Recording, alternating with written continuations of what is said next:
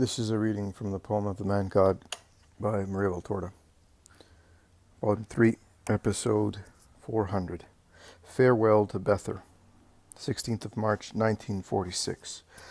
I do not know how I shall manage to write, worn out as I am with continual heart attacks by day and by night, but I am beginning to see, and I must write. I see Jesus before the mansion house of Johanna at Bether. The garden in front of it widens out, forming a semicircular open space by means of two green, pincer-shaped wings. The central part of the open space is bare, and is bordered by old, tall, leafy trees, rustling in the light breeze blowing on the top of this hill, and casting a pleasant shade that protects from the sun in afternoons. Hedges of roses beneath the trees form a colorful, sweet-smelling semicircle around the open space. The sun is about to set, and as this castle is on a high position, one can clearly see that it is descending towards the horizon, and is about to hide behind the western mountains.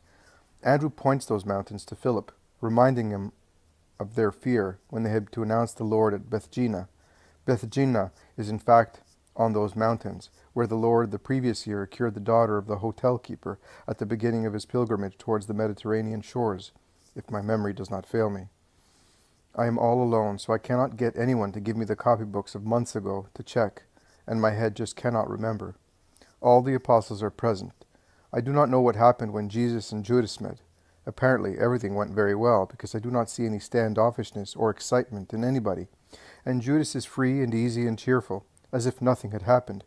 In fact, he is very kind also to the most humble servants, which is most unusual of him, particularly when he is upset. Eliza is still here, and also Anastasica, who has certainly come here with the apostles, and Eliza's maidservant. And there is Chuza, who is very ceremonious, and is holding Matthias by the hand. Johanna is near Eliza, and little Mary is beside her. Jonathan is behind his mistress. Jesus is protected from the sun, which is still shining on the western side of the house, by a tent that has been stretched out on ropes and poles like a canopy. All the servants and gardeners of Bether, including casual laborers from the village, which comes under the castle, are before Jesus.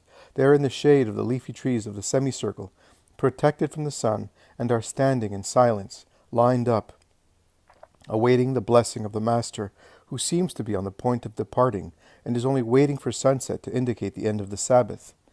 Jesus is now speaking to Chuza, a little aside. I do not know what he is saying to him, because they are speaking in low voices, but I see that Chuza is lavish in bows and protestations, and presses his right hand against his breast, as if to say, "Upon my word, you may rest assured that as far as I am concerned," etc. The apostles have gathered discreetly in a corner, but no one can prevent them from watching, and if Peter and Bartholomew are watching with the simple naturalness of people who are already somehow aware of the situation, the others, and particularly James of Alphaeus, John, Simon, and Andrew, appear to be anxious and sad, while Judas of Alphaeus looks upset and severe. The Iscariot is the only exception, as he wishes to appear free and easy, whereas he watches more keenly than the others, and he seems to be anxious to make out, from the gestures of their hands and from their lips, what Jesus and Chuza are saying. The women disciples are also watching, silently and respectfully, and Johanna smiles unintentionally, a somewhat ironical smile in its sadness, and she seems to be pitying her husband, when Chuza, raising his voice at the end of the conversation, declares, "My debt of gratitude is such that in no way will I ever be able to free myself from my obligation. I, therefore, give you what is dearest to me, my Johanna. But you must understand my provident love for her, Herod's wrath, her self-defense. They would have given vent to their anger by taking reprisals upon our property and our influence. And Johanna is accustomed to these things. She is delicate. She needs them. I protect her interests, but I swear to you that now that I am sure that Herod will not be angry at me, as if I were an accomplice of his enemy, although his servant, I will do nothing but serve you with perfect joy, granting complete freedom to Johanna." Very well. But remember that to barter eternal goods for a fleeting human honor is like bartering one's birthright for a dish of lentils, and it is even much worse. The women disciples have heard the words. The apostles have also heard them, and while most of them consider it an academic speech, Judas of Kerioth perceives a special purport, and he changes color and countenance, casting a frightened, angry glance at Johanna. I realize that so far Jesus has not spoken of what happened, and that only now Judas begins to suspect that his trick has been found out. Jesus addresses Johanna, saying, "Well, let us make our good disciple happy. As you wished, I will speak to your servants before leaving." He comes forward as far as the limit of the shade, which is growing longer and longer as the sun sets slowly, and now looks like an orange mutilated of its lower part, and the mutilation increases as the sun sets behind the mountains of Bethjinna, setting the clear sky ablaze. My beloved friend Chusa, and Johanna, and you, her good servants, who have known the Lord for many years through the words of my disciple Jonathan, and through Johanna's, since she has been my faithful disciple, listen. I have taken leave of all the Judean villages where my disciples are more numerous through the work of the first disciples, the shepherds, and because they have responded to the word, who passed by teaching them in order to save them. I am now taking leave of you because I will never come back to this Eden, which is so beautiful, not only because of the rose bushes and peace reigning here, not only because of the excellent mastery which is sovereign here, but above all, because you believe in the Lord, and you live according to his word. A paradise, yes. What was the paradise of Adam and Eve? A wonderful garden where they lived without sin, where the voice of God resounded, and his first two children loved and listened to it with joy. Well, I exhort you to watch what happened in Eden may not happen to you, that the serpent of falsehood, of calumny, of sin may creep in and bite your hearts, separating you from God. Be watchful and firm in your faith. Do not fret. Do not be incredulous. That might happen because the cursed one will strive everywhere, as he has already entered many places, to destroy the work of God. And as long as the sly, cunning, indefatigable one enters places and searches, eavesdrops, lies in wait, slavers, endeavors to seduce, there is no great harm. Nothing and no one can prevent him from doing that.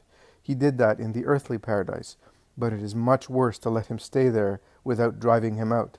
The enemy who is not chased away ends up by becoming the master of the place as he settles there and builds his defensive and offensive structures. Pursue him at once. Put him to flight using the weapons of faith, charity, hope in the Lord. But the greatest evil, the supreme evil, is to let him live not only undisturbed amongst men, but to allow him to penetrate inside from the outside, and let him build his nest in the hearts of men. Oh, then. And yet many men have already received him in their hearts against the Christ. They have welcomed Satan with his wicked passions, driving away the Christ. If they had not yet known Christ in all his truth, if their knowledge of him had only been superficial, as wayfarers know one another when they meet by chance on a road, looking very often at one another just for a moment, people unknown to one another who meet for the first and last time, at times exchanging only a few words to inquire about the right road, to ask for a pinch of salt, for tinder to light a fire, or a knife to cut some meat. If such were the knowledge of the Christ in such hearts, which today, and even more tomorrow, drive the Christ away, more and more, to make room for Satan, they might still be pitied and treated mercifully because they did not know the Christ. But woe to those who know me for what I really am, who have been nourished with my word and my love, and now drive me away, receiving Satan, who allures them with false promises of human triumphs, the reality of which will be eternal damnation. You who are humble, and do not dream of thrones and crowns, who do not seek human glory, but the peace and triumph of God, his kingdom, love, and eternal life, and nothing else, do not imitate them. Be vigilant. Keep free from corruption. Be strong against insinuations, against threats, against everything. Judas, who has realized that Jesus knows something, has become livid with anger. He darts angry looks at the Master and at Johanna.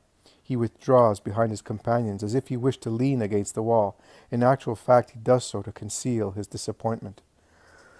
After a short interruption which serves to separate the first part of his speech from the second one, Jesus goes on. He says, "There was once Naboth, a Jezreelite, who had a vineyard close by the palace of Ahab, king of Samaria.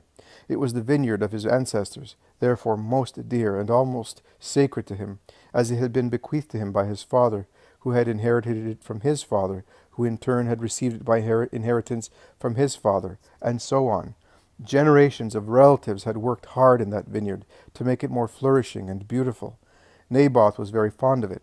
Ahab said to him, Give me your vineyard that is near my house, as I want to use it as a vegetable garden for myself and my family.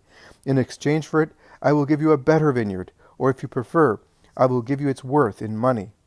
But Naboth replied, "I am sorry to disappoint you, king, but I cannot satisfy your request. I received that vineyard by inheritance from my ancestors, and it is sacred to me. God forbid that I should give you the inheritance of my ancestors." Let us meditate on that reply. It has been meditated on too little, and by too few Israelites. Those whom I mentioned before, the majority of people who are inclined to drive away the Christ to welcome Satan, do not have much respect for the inheritance of their ancestors, and provided they get much money or a great deal of land, that is, honors, and the certainty that they will not be easily supplanted, they agree to give away the inheritance of their ancestors, that is, the messianic idea for what it really is, as it was revealed to the saints of Israel, and should be held sacred in all its details, also the least ones, without tampering with it, or altering it, or degrading it with human limitations. How many barter the bright messianic idea, entirely holy and spiritual, for a puppet of human regality, which they agitate as a bugaboo to injure and curse the authorities and truth. I, mercy, do not go to the extent of anathematizing them with the dreadful maledictions of Moses against the transgressors of the law. But behind mercy there is justice. Let everybody bear that in mind. I, as far as I am concerned, remind them, and if there is anyone present here, let him accept my warning with good grace. I remind them of other words of Moses, addressed to those who wanted to count more than God had decided for them.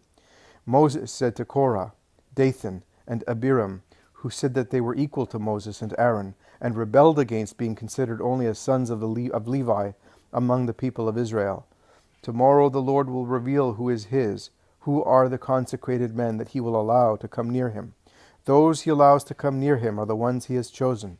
Put fire in your censers, and incense on the fire before the Lord, and come, you and your followers, with Aaron, and we shall see whom the Lord chooses. You take too much on yourselves, sons of Levi." My good Israelites, you know how God answered those who wanted to extol themselves too much, forgetting that God only allots positions to his children, electing them with justice to the right position. I also must say, there are some who wish to exalt themselves too much, and they will be punished so that good people will understand that they cursed the Lord. Those who barter the messianic idea, as it was revealed by the Most High, for their poor, human, dull, limited, revengeful idea, are they not like those who wanted to judge the sacredness of Moses and Aaron? Do you not think that those who want to take initiatives of their own, proudly stating that they are better than God's, so that they may attain their object and have their poor plans accomplished, do you not think that they want to exalt themselves too much, and pass illegally from the stock of Levi to the stock of Aaron? Those who dream of a poor king of Israel, and prefer him to the spiritual King of kings, those whose eyes are diseased with pride and greed, whereby they see the eternal truth written in the holy books distorted, and those who cannot understand the most clear words of the revealed truth because of the fever of their lustful humanity, are they not the ones who barter the heritage of the whole race, the most sacred heritage, for a worthless nothing?